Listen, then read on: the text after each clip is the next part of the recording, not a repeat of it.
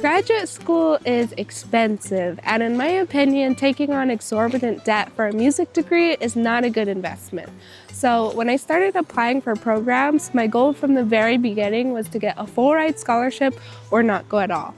Now that might seem a little bit extreme or ambitious, but 5 years ago when I applied for undergrad, I didn't think going somewhere like Berkeley was possible because of the high tuition, but I ended up getting a full ride. It changed my life. So I decided to take that same mindset of just going for it with me while I applied to graduate programs.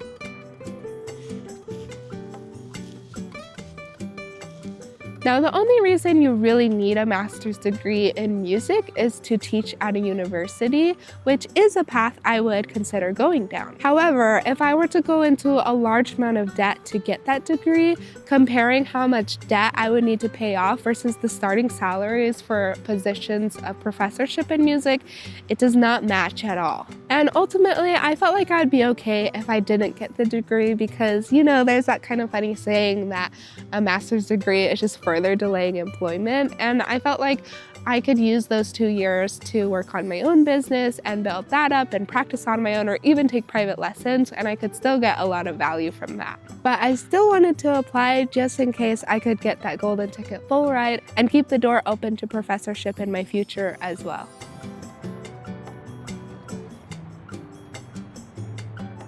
I began applying the year after I graduated from my undergrad program because I didn't really feel like I would be able to sufficiently prepare while I was still studying. And I think that was a really good choice because I really felt like I needed that break to really process everything that I had done in my undergrad and also have the space to prepare properly. I spent a lot of time researching which schools I wanted to apply to that I feel like I would be a good fit for and they would be a good fit for me. So that meant staying in the United States just for logistical reasons mainly, and then also just staying mostly on the East Coast just because that's where most of the jazz scene is. So when researching, I looked at who was on the faculty, where the location was, and what the application requirements and fees looked like, and starting with location was the easiest. So for New York City, these were the schools that I had in mind. Then just outside of New York City in Jersey was William Patterson University. In Boston, where I'm currently located, I had these schools. And then I also thought about Temple University in Philadelphia. I knew someone that went to the University of Central Florida for their undergrad and they recommended I might apply there. So I put that on my list as well. And then there is one program in California at UCLA, which is the Herbie Hancock Institute, and that one is tuition free. From there, I began ruling out schools for various reasons. Although Launji was right next door and would be pretty easy for me to apply to, I just wasn't that impressed with it after having a couple conversations with various musicians who knew more about the program there. The same thing kind of happened for NEC. I had a couple friends who did do master's degrees there and they just weren't that impressed with how the school was organized and had some other concerns, and I knew they also didn't tend to give out very big scholarships. The Herbie Hancock Institute would be amazing, but realistically I felt like that school was a little bit too out of reach for me. And I'm not afraid to admit that just because I looked at who some of the admitted students were and I had kind of known a couple of them and I was like, yeah, I may as well just hold on to that $135 application fee and not spend it just to get a rejection letter back. Temple University had one specific requirement, which was that you had to comp for yourself on piano. And although I do have a little bit of piano experience, I really didn't have enough time to get my piano chops up to a place where I felt like I could really showcase that in an audition. So I ended up not applying there. UCF was the only school that actually wanted me to fly there in person, which would add even more expense. And then I actually had to email the people directly to find out what the master's jazz requirements were because they only had classical saxophone listed, which I thought was kind of interesting. And then just through emailing back and forth with them, I kind of realized it wouldn't be a good fit. And then with Queens College, that one kind of just fell through the cracks. I didn't end up researching it super thoroughly, and so that one just didn't pan out for me. So ultimately, the schools that I actually applied for were these 6.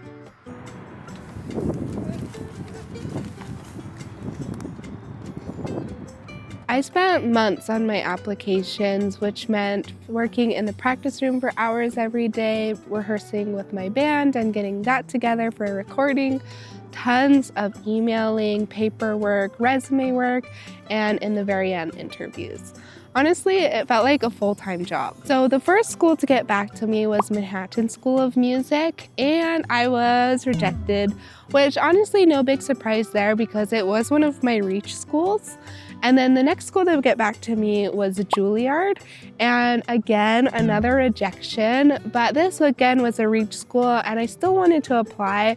One, just because Juilliard notoriously has a very difficult application process, and I honestly felt like if I could finish their whole application process, that would kind of be an achievement in and of itself. And then also, 5 years ago when I was applying for undergrad schools, I really did not envision even leaving my home state. I thought that was the end all be all and that anything else was too far of a reach and too far out of my scope.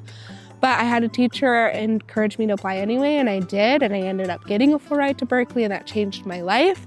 So I kind of had to go into master's applications with the same sort of mindset of I'll just try and do what I can and see what comes back, and whatever happens will be what's meant for me. The next school to get back to me was New York University, and I was very pleasantly surprised to see that they had accepted me, which is really cool because Chris Potter is on the faculty there, and I really felt like that would be a great program for me.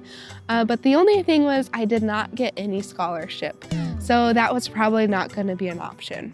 After that, I heard from William Patterson University, and I liked their program a lot because Vincent Herring taught there and it's close proximity to New York City, but I was rejected. And again, this is why I didn't really record any of my live reactions to opening these letters, because I'm not like a super reactive person with that. I was really gonna be okay with whatever happened. Then the next school I heard from was the New School, and I felt really good about my interview with them.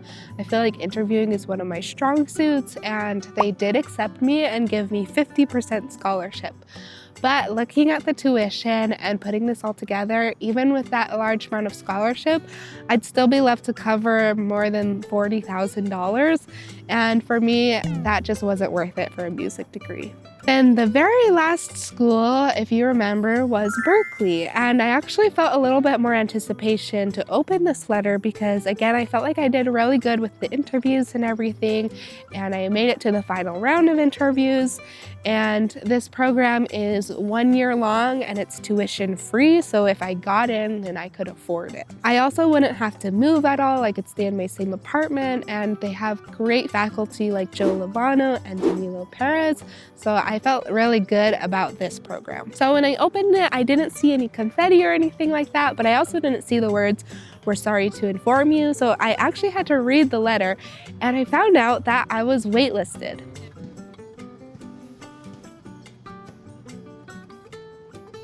I did not like seeing that. I had spent months working on this and not knowing where I would be for the next couple months or years of my life.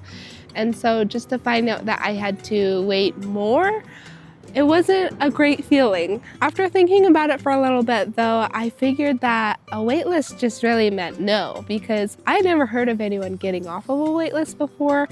And to me it meant like, yes, you were what we wanted, but there was someone else in front of you or something like that. So I started to feel settled with the fact that a master's degree was just not in my life plan. And I actually started planning to move back closer to my family and started telling them all of this, that I would not be doing a master's. I would just be focusing on growing my business. And I felt good about everything. I felt like I could confidently say I had put forth my best effort and that a master's degree just wasn't for me. Then a few weeks later, I got a notification on my phone from Berklee saying a decision had been made regarding my application.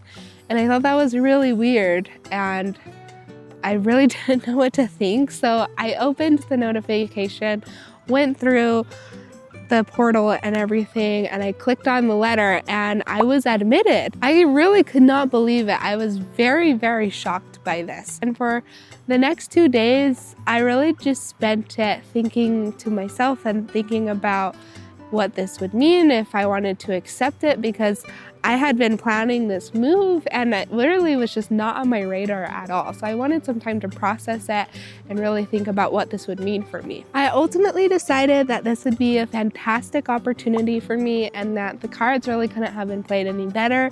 It's tuition free, it's only 1 year long, I wouldn't have to move. The program is fantastic, they even get to travel for free, and I just love how they focus on serving others through music. And so I'm excited to announce that this is where I will be for the next year, studying at the Berklee Global Jazz Institute and getting my master's degree there. So overall, just know that if you're thinking of applying for a master's degree, it is a very, very long process. But if you do end up getting to go somewhere that you want to, congratulations. And if you didn't get in anywhere or didn't get what you wanted for a different program or things like that, don't feel discouraged. I know so many people who didn't get a master's degree and are doing very well for themselves. So it's not for everyone, and I really believe that life will lead you where it needs to. If you have any questions about anything that I talked about, let me know in the comments below. I'd love to discuss it with you. And with that being said, I hope you have a wonderful day. Bye!